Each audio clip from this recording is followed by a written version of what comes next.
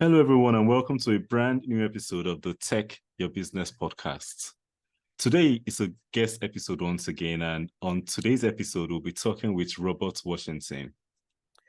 After experiencing a close call with a tornado in 2015, Robert founded a mobile app, Sheltershare, which helps residents of Oklahoma find nearby shelters during natural disasters. And if you've ever been caught up in one of these, you realize how important this is because imagine having a storm, you can no longer live in the home you're used to, and it's chaos everywhere. So I believe this app has solved that problem. So we'll talk to Robert about how he built this app, the future of this app, and other things pertaining to the tech surrounding this app. We're on the Tech Your Business show. So welcome to the show, Robert.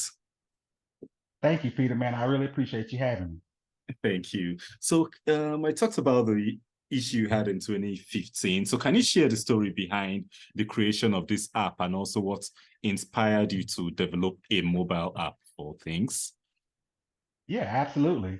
So in 2015, we get tornadoes pretty frequently here in Oklahoma. If anybody's familiar with our area, we get maybe on average about 3 to 4 years. So in 2015, right after my daughter was born, tornado was about a mile away from our home. And I'm just like, man, this is a terrible feeling as a father to not know where you're going to go and what you're going to be able to do to just make sure that your family is safe.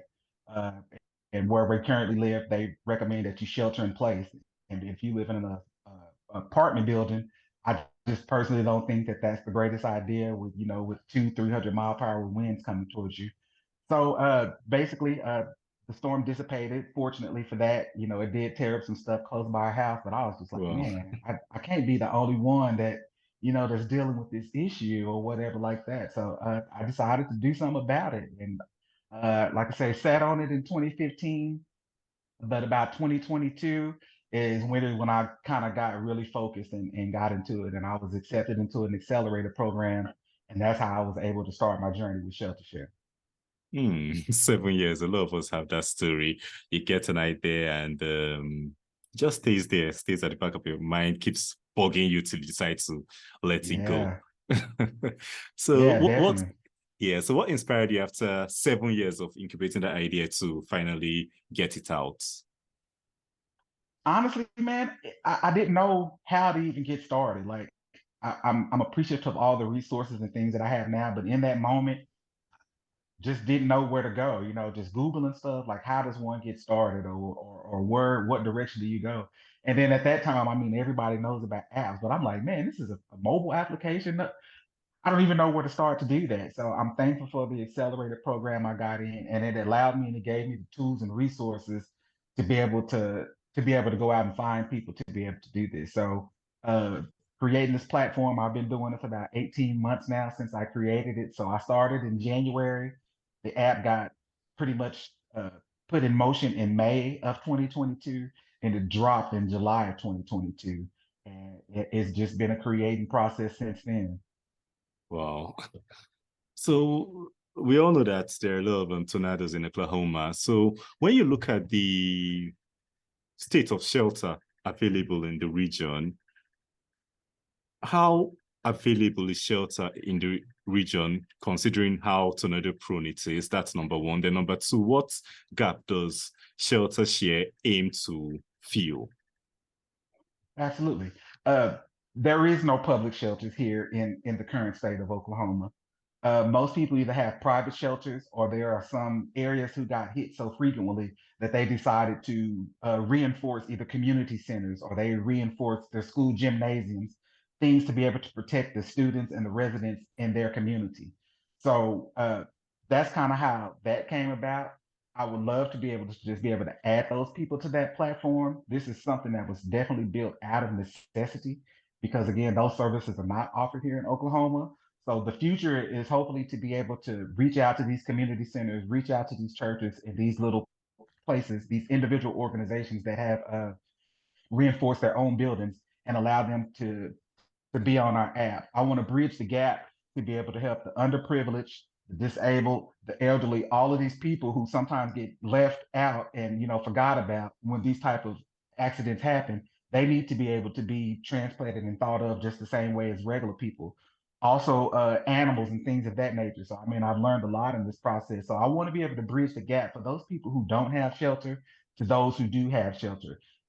There's no one central location or resource available to say this is where the shelters are available before the storm and as where as resources available after the storm. So I want to be able to close that gap to be a one-stop shop. Sheltershare is going to be everything pre-storm and post-storm. So if you get displaced from hurricanes, tornadoes, wildfires, flooding, we want to be your go-to app to be able to allow you to find the necessary resources that you need. Hmm. All right. So what features or functions in the Sheltershare app make it user-friendly and effective in providing timely information during these emergencies? What does it have and what do you plan to add to it? Yeah, definitely. Currently, one of the things that we really hang our hat on, because I came from the hospitality industry, is a 24-hour reservation tool. Most of the time, we know that these storms are coming. They're going to tell you, hey, we're going to have severe weather tomorrow. You need to be trying to find a place to go. If you don't have a shelter, you need to find a place to go. So I have a 24-hour reservation tool in my Hmm. app where you can go and say, hey, it's Wednesday. We're looking at weather Thursday. It's going to be severe weather. We can go in there, we can make a reservation and have a secure spot to go for our family. And it will also let you know if it allows pets. If you want to bring your cat or your dog or with you like that, this allows you to be able to do that because the shelters are available to say how many people they are allowing in their shelter, and they're also specifying if they allow pets or not. Hmm.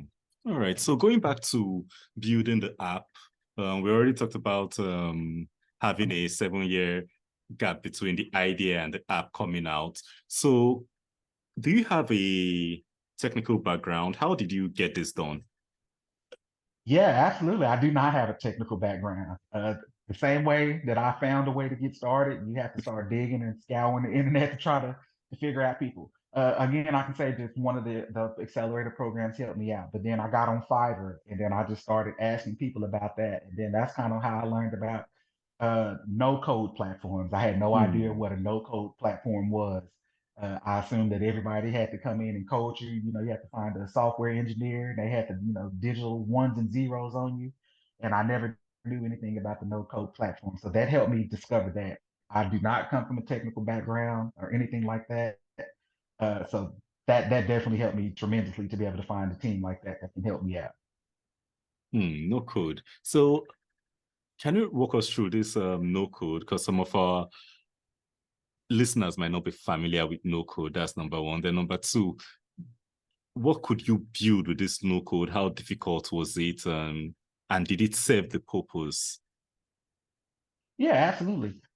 No code is just kind of an inexpensive, low cost way to be able to build a platform. It takes about 6 or 7 apps, different platforms to build a no code app.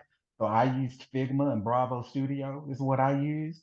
I didn't personally use it. Again, I hired somebody to use it, but it just shortens the process of being able to do it without somebody having to literally code it out. And not only that, that costs it's very expensive to be able to have somebody do that. So the no code platforms is kind of really kind of like plug and play, almost kind of like a Wix type uh, website type thing. It's kind of drop and play. It is some code in there, but it has the ability to be full blown. There is some other apps that you can add to it to open up your back end to make your back end more storage and things of that nature like that. So it is serving its purpose right now. It is doing what it needs to do. It definitely needs some upgrades. This is 1.0 version of the app. I like to express that to people.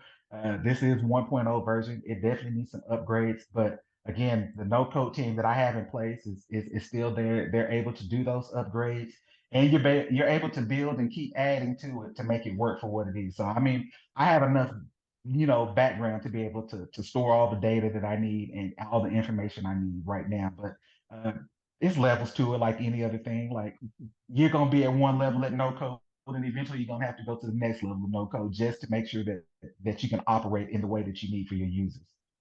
True. All right. So you mentioned your development team being remote. What challenges have you had working with a remote development team on this app?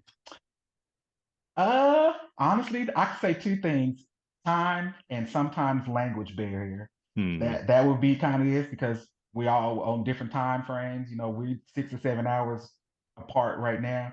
Wow. It'd be time frame and sometime like that.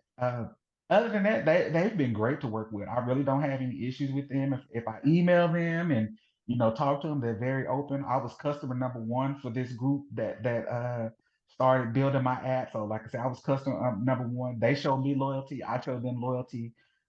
They help me out, later on if I need like some minor updates or things like that, things that just need to be worked on. They kind of help me out there. They're a great company to work for. So I mean, I ain't gonna say I suggest it, but I do. If you need a low cost way and an inexpensive way to be able to launch an app or a platform to do that, I really do suggest kind of like outsourcing some because it can help you out. Hmm.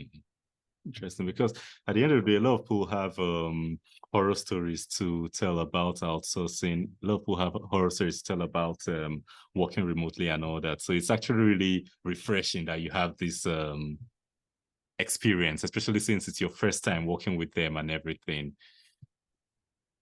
And Yeah, definitely. everything. No, they've been great. I'm glad I haven't had anything like that, especially like when it comes to money, you having to send money over there. You don't know who you sending money to or who this person is or whatever like that. And but no, they've been great. And I hope I don't ever have to run into any of those horror stories.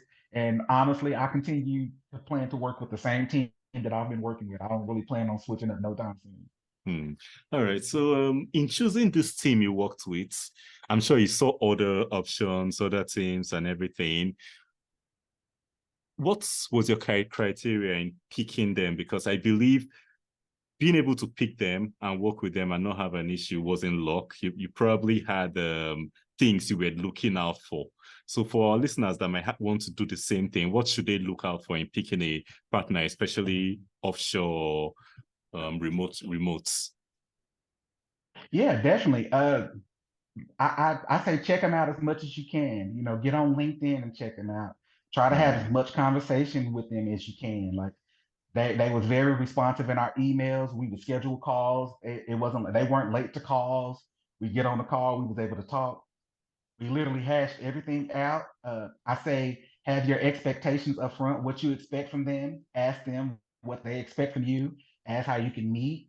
You know, communicate as much as possible beforehand before you actually lock the deal up because you should be able to tell what type of person they are if they're being late to calls, if they're not being responsive to emails, if they're just kind of pushing you to the side, then that should probably tell you that you should probably not really do business with them. But if they're responsive and they're getting back to you in a proper manner, you're asking for itemized billing or whatever the case may be, and they're giving you that information, I think that's a good thing. So don't just go into a deal and say, I talked to one person, this is it. Talk to several people. There's nothing wrong with that. Like you haven't signed a contract and you're not locked in. So talk to several people. If they have references, ask them for their portfolio so you can see some of the previous work that they've done. And if you can, even try to look at their portfolio and reach out to those people as well and see if email them. Like I say, LinkedIn is a great resource. People don't want to give out their personal information like their emails or their phone number. Well, I say use LinkedIn to allow you to connect professionally and just do your due diligence like anything else. Just make sure who you're going into business with, works for you, and hopefully it works for you long term as well. You want to be able to work with somebody because you don't want to have several people going in and out, helping you trying to recreate this because it just starts breaking down at that point in time. You just want to hopefully get you one solid team and be able to work with that group of people. Hmm. All right. So earlier you mentioned collaborating with local organizations and non-profits. So how does Sheltershare partner with these entities to enhance its impact on the community? Yeah, definitely. I personally go out to homeowners associations and pitch. That's how I try to get private shelter owners to be Hmm. able to put themselves on our app. Like, hey, I'm in your neighborhood. You can help out your neighbor. You can just be a good Samaritan. And if you like, you can also make some money. You can put your private shelter on here and rent it out and save, help a few people. With the nonprofits and organizations, we try to get with the Oklahoma Neighborhood Alliance and a couple other groups like that, just to be able to get the word out to everybody. I mean, Oklahoma City is a pretty big city, So it definitely takes a community to get the word out, to be able to let know the people that this resource is available. This is something that people are asking for. They want to know where at least the churches and the community centers are, because some people are new to this area, or some people are driving through to this area and they have no idea what to do. So if you driving into a storm when you come over here, you're like, hello, where are we gonna go? You know, I'm staying in this nice fancy hotel downtown, but it's all glass. So we work with these organizations to try to tell people to be storm prepared, to clean out Mm. their shelters, to make sure that you're storm ready when the season comes, to make sure that you have, a weather radio, and just try to re-educate the community on all the different things that are going on. When you hear the sirens, don't wait for the last minute for the sirens. Like, be prepared. Use the Sheltershare app to make sure that you have a secure place for you, your family, and your pets to be able to go somewhere before the storm happens. Don't wait till the last minute. Right. So what advice do you have for entrepreneurs looking to build partnerships with these sort of organizations you've built with that align with their mission, in case they want to do something similar and they need to partner with these sort of organizations? uh, I say find somebody that aligns in whatever it is that you're trying to solve. Like me personally, I'm trying to solve the storm, so I try to talk to as many. Like I said, the neighborhood alliance is one, because they literally just going into every neighborhood. This is something to let them know that this service is available for the residents of Oklahoma to be able to use this process. Hopefully, in the future, we'll start throwing more seminars, like I say, to be able to go back into those underprivileged communities, to be able to give them the resources they need, because those people over there either are living in mobile homes, older homes, homes that they can't afford to put storm shelters in their homes and things like that, where maybe the middle class and something like that may have it. So I really want to help those people and give them the opportunity to know that this resource is available. So being able to use those organizations and getting the word out is something definitely needed. So find an organization that aligns with what it is that you're trying to go with. Reach out to them and do it. Most of them are pretty open to willing to help you, because they need just as much help as you do. They need to help, marketing and getting the word out about the services they provide. So it's very easy for you to just be able to reach out with them. I've been blessed and fortunate enough that, again, I always mention these programs, that they've connected me with people that I don't believe that I'd ever be able to get in the room with.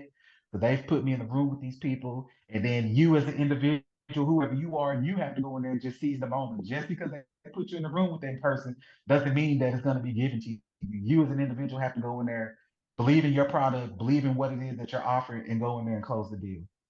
Hmm. All right. So one other thing that's a big issue during times of natural disasters like this is safety, because like I mentioned earlier, this is a time when everything is chaotic and Mm-hmm. everyone is confused. So what does Sheltershare do to ensure the safety of users, both in terms of the quality of the shelters they stay in and also the credibility of those who share the shelters with them? Absolutely. Again, I like to go back and just say this is 1.0 version, but there are some upgrades that are. So we will be implementing background checks, where you have to take a picture of your ID, whether you're a Hmm. shelter sharer or a shelter seeker. You'll have to be able to put your ID on. That way, you know who is coming to your shelter. We don't want just any random person coming to your shelter.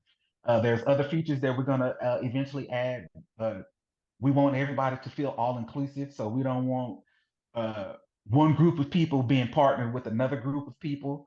So we're Hmm. gonna make it where everybody is all inclusive. If you don't want a certain type of individual or group of people here, we want to do that. So uh, we're just trying to make it secure and safe for everybody, because I do come across those issues. We don't want people, again, like I hate to say it, but everybody's all inclusive. You just don't want to cross the wrong group of people, putting them in a shelter in a closed environment with somebody that they may disagree with. So we're working on that part.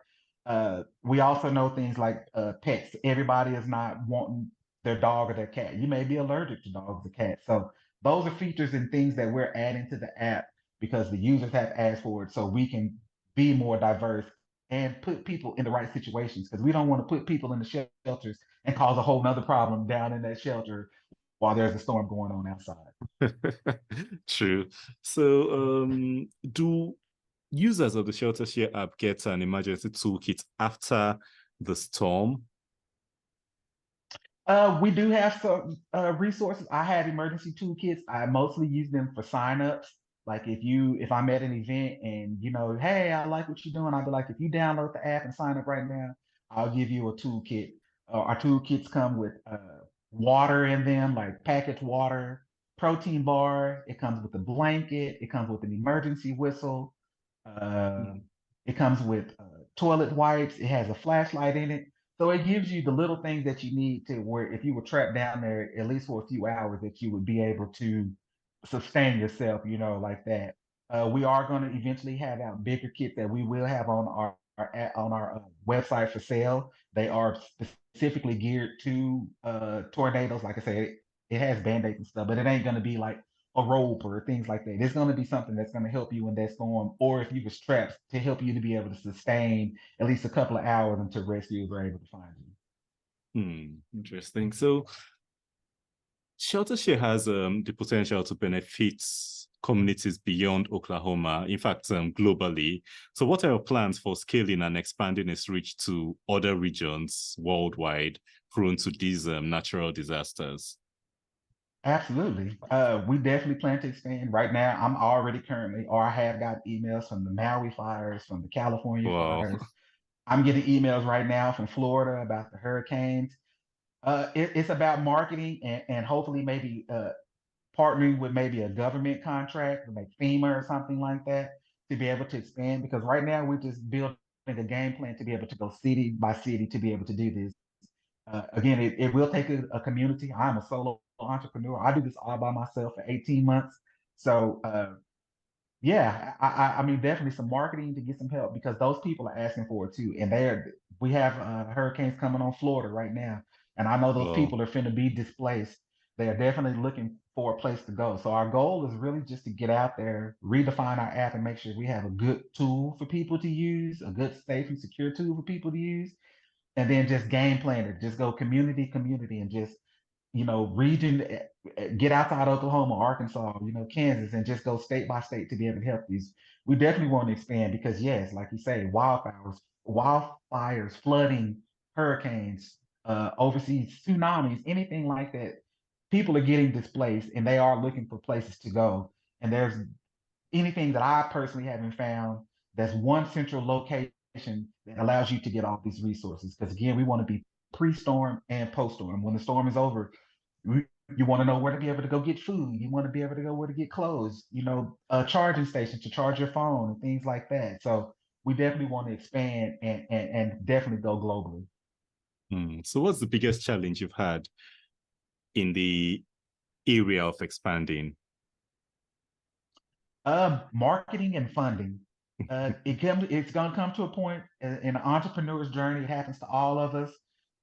You're going to build so far, you're going to get to a point to where you may be generating a little bit of revenue. You may not have a whole lot of revenue, but that's not what VCs and angel investors want to hear to you. So I made it my own term. I don't know if it's term. I call it stopgap. Like you're at the point to where I need a little bit of money to redefine my product to really push it out on the public to make sure that you have a great product to put out there, or at least a better product than just a 1.0 version because you have heard what your users wanted.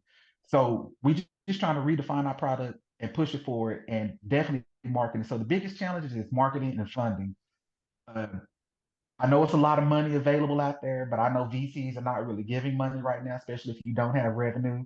So I mean, you have to look to other sources to be able to get funding, whether it's grant or crowdfunding or just whatever you can do. So we try to put on seminars or I try to sell the storm kits. These are ways that you have to try to bootstrap and get these funding so you can continue to upgrade your process. Hmm. All right. So you just mentioned funding, and you earlier mentioned getting in an accelerator, which is one path which a lot of entrepreneurs haven't succeeded at. So, what are your tips on getting in one for entrepreneurs who are just getting started, who are before you? Yeah, at the stage before you. What tips do you have? I just say apply for as many as possible. Just depending on where you live, there are great national programs.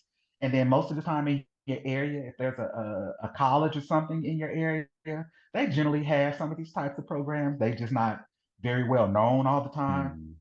So if you stay by a specific college and they have a school of business, I would reach out to that school of business. But other than that, I really just get on there and Google accelerator programs near me. Like there's tons of them. Some of them offer money for no non-dilutive. Some of them offer money for some equity, but they're all pretty good resources, especially if you are not in the startup phase. If you just have an idea and you're really trying to figure out where it is that you're trying to go, I really suggest getting one of them because they're going to help you redefine your idea. They're going to give you lo-fi experiments, and these are experiments that anybody can use to help you test to see if what it is that you're trying to offer is even viable to the market. Hmm. So go get in one, go through one and see if it works for you and see if it helps you redefine your product. And then after that, they all offer kind of like different services, so to speak.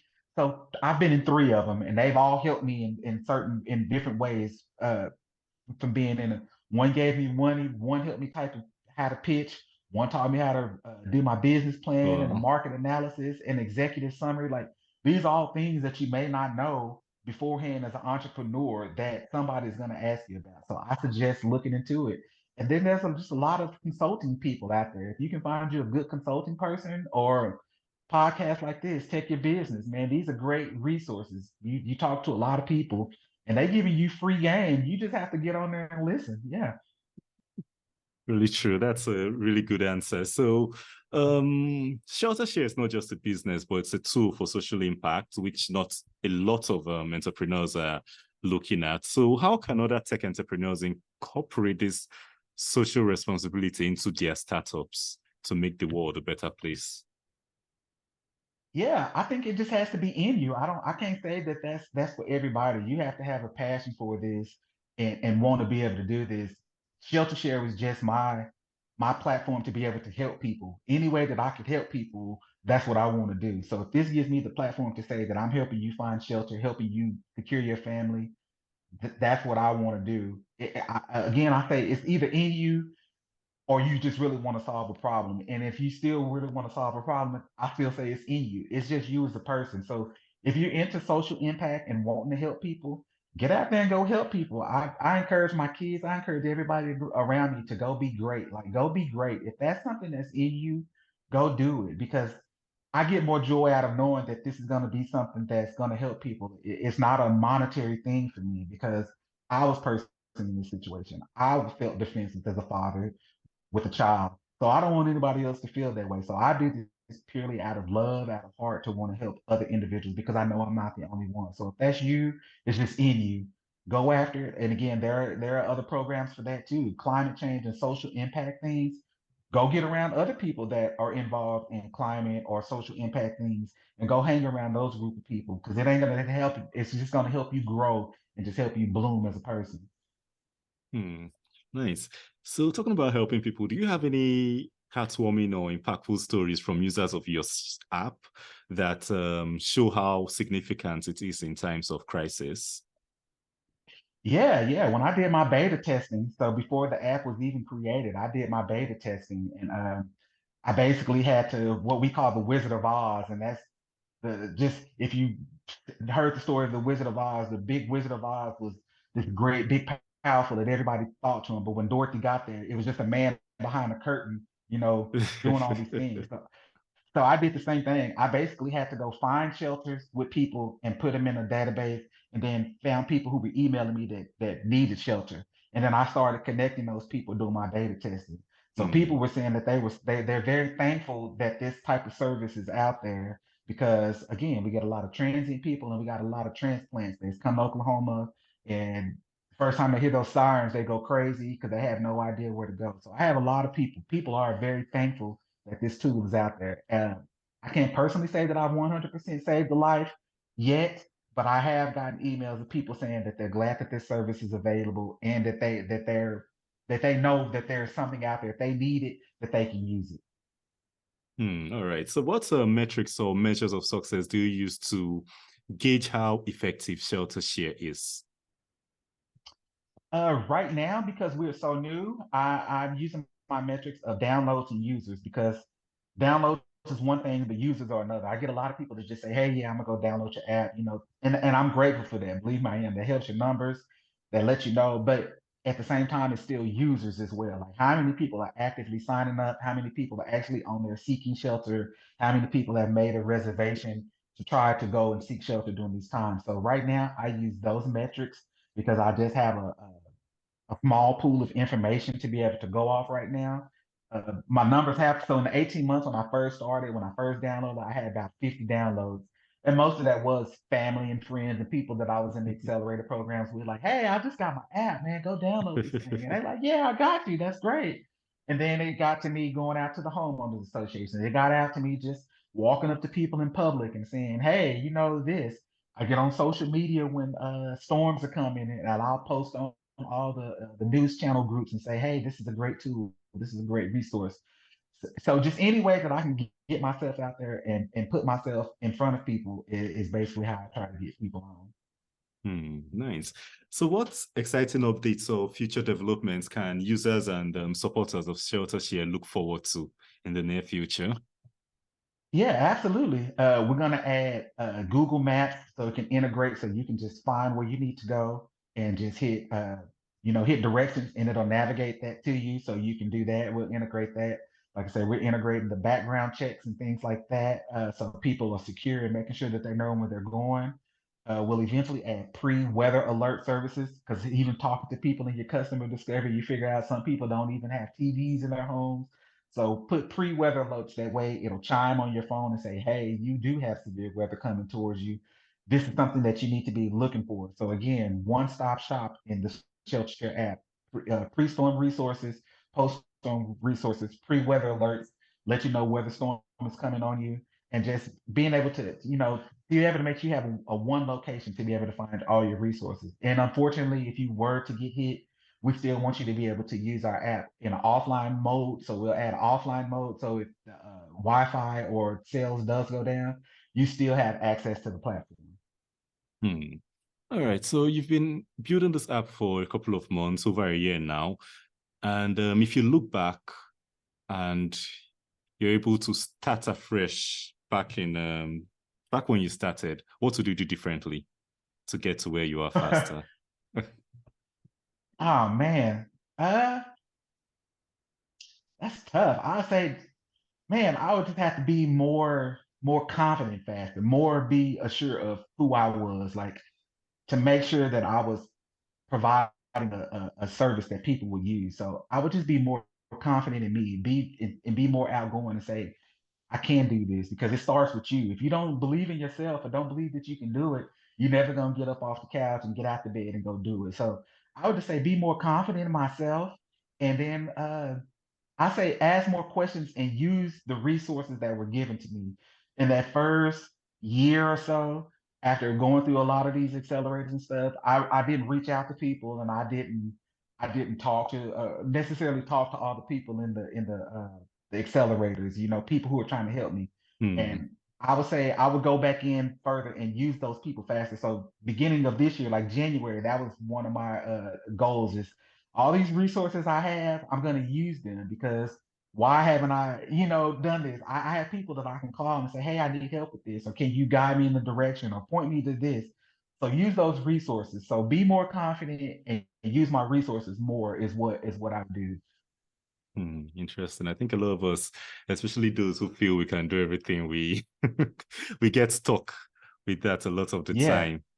Because you see situations where you can easily ask for help and just because there's an illustration someone gave that if you go into a big departmental store, you can either start looking around for whatever you're looking for, or you can ask someone who works there to point out where the thing is, and you Hmm. save so much time. And you Exactly. Exactly. get to where you wanted to go to faster. So is there anything okay, before I go there, what's your favorite piece of technology for managing your business Sheltershare and managing yourself, your routine, your schedule and everything? I was gonna go right there with my schedule. I would say my Google Calendar. Uh Man, because it's gonna get to a point in time to where you're gonna be trying to like I would just like try to remember stuff in my head. Oh, I got a meeting with such and such at 8:30. Oh, I got something with 2:30. And then I started either, missing out or people were like, hey, I'm on the Zoom call waiting for you. And I'm like, oh my God, I forgot. So using the technology, the whole platform, the workspace that Google's offers, just besides just the Gmail, the docs and the calendar and all that. Like I didn't know a lot of that stuff. So I use a lot of that stuff now. So that has been a big tool of mine to help me stay on track, and help me stay focused for sure. So I suggest using that technology to help you. And then I just feel like I was kind of behind on some of the technology sometimes. It Mm. is so much stuff that helps you do stuff. I'm a big fan of AI right now. Like I was kind of like, what's that? But now, yeah, that's probably one of the greatest things ever. Like, you know what I mean? It helps you with social media posts and things like that. Stuff that sometimes you can't put words together. You know what you want to say, but you don't have the words to say it, or how to put it together. And being able to use those tools like that are definitely helpful for anybody. Yeah, I think most of us end up using AI to fight writer's block because that empty page is really intimidating. Definitely, yes. So it's definitely a tool. Yes, use it. It's really intimidating. All right. So, is there anything that I've probably something I've not asked a question on, but you feel our audience would be better off knowing, maybe about launching their own products, about social impacts, about anything we've talked about today? Is there anything you'd like to share with the audience? Man, I just say go for it. I try not to bring like the underrepresented and underprivileged community, but that type of stuff does exist. I just want to say to all of those people, man, don't let that type of stuff hold you back. Don't think that you can't go out there and go be great. Don't think that you can't go out there and make a change in the world around you. It only takes one individual. It takes you to go out there and start making a difference.